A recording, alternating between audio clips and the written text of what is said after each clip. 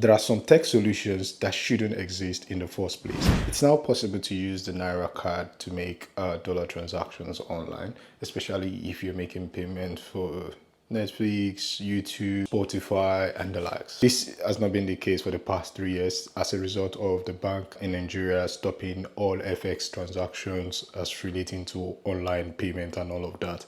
And this is because there was little to no circulation of FX at the time, and this new government came in and removed the subsidy on FX, and this really made a lot of difference in terms of adding to the prices of things in the market. So inflation went high because Nigeria is mostly dependent on importation. But at the same time, before the new government came in, it was very hard for the government to actually settle most of the subsidized payments. But now the Naira to dollar value has now found its feet. And now we know that the current value is about 1,600 and something.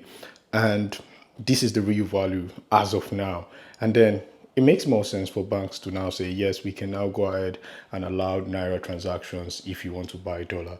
And the government now is no more paying like a middleman having to do the settlement of this dollar. So it's the equivalent of what the market is. They say they're floating the Naira. So it's the equivalent of what the market is. That's what you get it from the bank. But this is not the point I'm trying to drive at. There are some tech solutions that shouldn't exist in the first place. And it takes us to this point whereby you have to buy a dollar card from some tech company and then fund this card at some stated price, which they peg the Naira to dollar price to be, and then you use it in making payment for stuff like Spotify, Apple Music, and the likes. And one of the most painful part of this is that you oftentimes, whenever you want to renew or do another transaction, they ask you to buy another card because of one reason or the other. They always come up with one excuse or the other that, oh, the one you're using before had something, then you have to pay.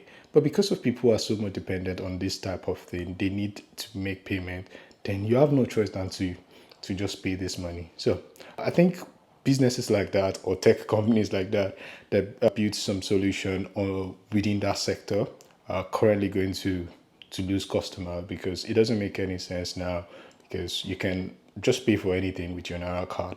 And I don't think you can withdraw abroad if you go abroad, but what you can just do is to make payment for all these